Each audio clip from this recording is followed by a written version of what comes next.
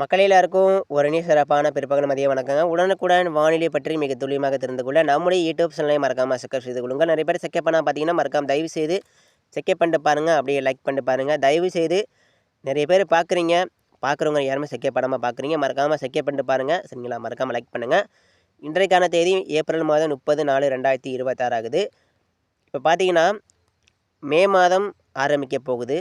இந்த மே மாதம் கணக்கிட்டு பார்த்தால் அதாவது தாழ்வு பகுதி உருவாக வாய்ப்பு இருக்குது. அது அரபிக்கடலில் உருவாகுமா, இல்லை வங்கக்கடலில் உருவாகுமா, ஒருவேளை நம்ம தமிழக பக்கத்தில் உருவாகுமா அப்படின்னு மிகப்பெரிய குழப்பங்கள் இருக்குது. சரிங்களா?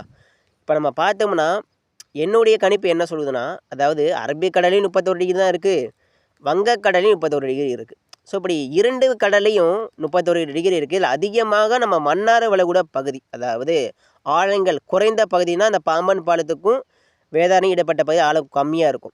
அங்கே பார்த்தீங்கன்னா ட்ரெயின்லாம் போகும், தனுஷ்கோடிக்கு ட்ரெயின்லாம் அங்கே அந்த கடல் மிக ஆழமான குறைவான கடல் பகுதி. இதனால் வெப்பநிலை 32 டிகிரிக்கு மேலே இருக்குது.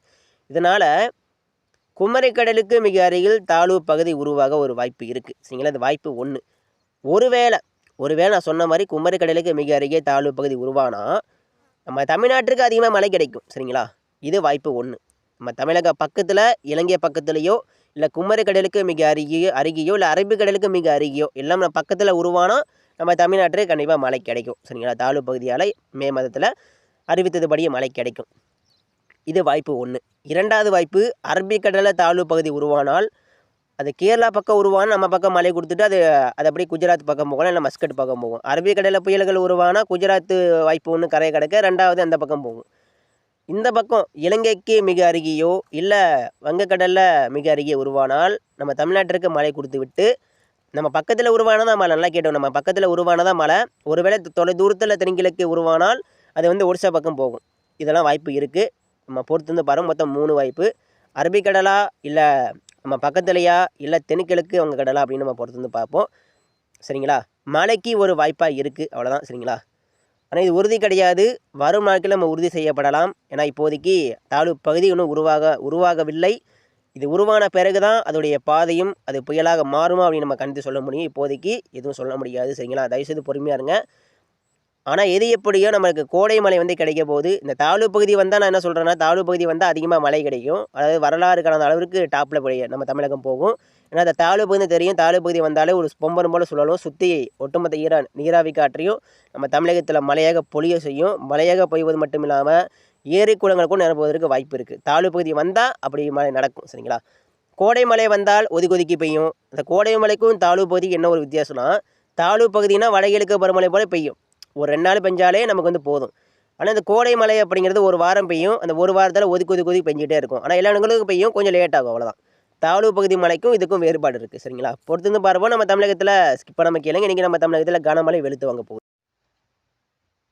மக்களே, இப்போ அடுத்தபடியாக பார்க்கலாம். நம்ம தமிழகத்துக்கு மிக அருகில், குறிப்பாக நம்ம குமரிக்கடல் மற்றும் இலங்கைக்கு மிக அருகில் தாழ்வு பகுதி மே மாதம் உருவாக வாய்ப்பு இருப்பதனால இப்போதைக்கு வாய்ப்பு மட்டுமே இருக்குது. நல்லா கவனமாக கேட்டுக்கோங்க. இப்போதைக்கு வாய்ப்பு மட்டுமே இருக்குது. இது இன்னும் கன்ஃபார்ம் ஆகலை, இன்னும் உறுதி செய்யப்படவில்லை. இந்த தாழ்வு பகுதிகள் வரும் நாட்களில் உறுதி செய்யப்படும். இது உருவாகுமா, இல்லை புயலாக மாறி பிற இடங்கள் நோக்கி செல்லுமா, இல்லை நம்ம தமிழ்நாட்டிற்கு மழை கொடுக்குமா கொடுக்காது அப்படின்னு பொறுத்து பார்ப்போம். தாழ்வு பகுதி வந்தால் நம்ம தமிழகத்தில் எப்படி இருக்கும் என்றால், ஒரு 2 நாள் மழை பெய்யும். அந்த 2 நாள் தொடர் மழை அப்படிங்கிறது நம்ம தமிழ்நாட்டுக்கு வெப்பம் தணிந்து ஜில்லென்று மாறுவது மட்டும் இல்லாமல் பல்வேறு இடங்களில் அடைமழை போல பெய்யும். ஏகப்பட்ட இடங்களில் ஏரிகள் குளங்கள் கொஞ்சம் நிரம்புவதற்கு வாய்ப்பு இருக்குது. இப்போதைக்கு வாய்ப்பு மட்டும்தான். சரிங்களா? வந்தால் இப்படி நடக்கும். இது நம்ம பொறுத்து பார்ப்போம். அடுத்தபடியாக நம்ம தமிழகத்தில் இன்னைக்கு ஏகப்பட்ட இடங்களில் கனமழை பெய்ய போகுது மக்களே. ஆமாங்க, கிருஷ்ணகிரி, தருமபுரி, சேலம், நீலகிரி முதல் கன்னியாகுமரி வரைக்கும் நம்ம தமிழக மேற்கு தொடர்ச்சி மலை மாவட்டங்களில் மழை பின்னி எடுக்க போகுது. நீண்ட நேரம் மழை பெய்யலாம், எச்சரிக்கையா இருங்க மக்களே. அதிகபட்ச மழை நேரம் 1 மணி நேரம், அதுக்கு மேலே கூட நீடிக்க வாய்ப்பு இருக்குது. கவனமாக இருங்க. மதுரை, மணப்பாறை, திண்டுக்கல் மற்றும் தென் மாவட்டங்கள் முழுவதும் கனமழைக்கான வாய்ப்பு இன்னைக்கு இருக்குது. எச்சரிக்கையா இருங்க. டெல்டா மாவட்டம் சில இடங்களில் சில பகுதியில் கனமழை கண்டிப்பாக இருக்கும். டெல்டாவில் சில இடங்களில் சில பகுதியில் கண்டிப்பாக இன்னைக்கு மழை தொடங்கிடும். டெல்டாவில் மழைக்கான வாய்ப்பு இருக்குது. சில இடங்களில் கண்டிப்பாக மழை தொடங்கிடும். நல்லா கவலைப்படாதீங்க டெல்டா மாவட்ட மக்களே. மழை மேற்கே தான் பெய்யுது, டெல்டா நோக்கி மழையே வராது அப்படின்னு நினைக்கக்கூடாது. ஏன்னா டெல்டாவில் அதிகமான விவசாயிகள் வந்து மழை எதிர்பார்த்துட்டு இருக்காங்க. டெல்டாவை கண்டிப்பாக மழை பெஞ்சிடும். ஏன்னா அடுத்த ஒரு வாரம் தினசரி மழை தானே, அடுத்த ஒரு வாரங்களுக்கு தினசரி மழை தான். அப்போ மேற்கே மழை மேற்கு மட்டும் மழை பெய்யுது, ஏன் சார் டெல்டா பக்கம் மழைன்னு கேட்பீங்க. மழை வந்து ஒரு வாரங்களுக்கு மேற்கே பெய்தாலும் மேற்கு மாவட்டங்கள் தினசரி மழை பெய்யும்போது அங்கே குளிர்ச்சி அடையும். அப்போ டெல்டாவோட மழை ஒதுக்கிட்டே இருக்கும். ஆனால் டெல்டா தான் அதிகமான வெப்பமான பகுதியாக இப்போ மாறும். அப்போ என்ன ஆகும், வெப்பமான பகுதி தான் மழை மேகத்துக்கு தேவை. அப்போது டெல்டாவில் ஒதுக்கிட்டே இருந்தால் கண்டிப்பாக அந்த வெப்பமான இடங்கள் நோக்கி மழை வந்து புறப்பட்டு வரும். ஸோ கண்டிப்பாக டெல்டாவிற்கு மழை இருக்குது, அதே போல் சென்னைக்கும் மழை இருக்குது, கடலூருக்கும் மழை இருக்குது, புதுச்சேரிக்கும் மழை. இன்றைக்கி வந்து புதுச்சேரி, சென்னை மற்றும் கிழக்கு கடலோர மாவட்டங்களில் மழை வந்து கொஞ்சம் முன்னேற்றம் அடைந்து வருவதற்கு ஒரு வாய்ப்பாக இருக்குது. சரிங்களா.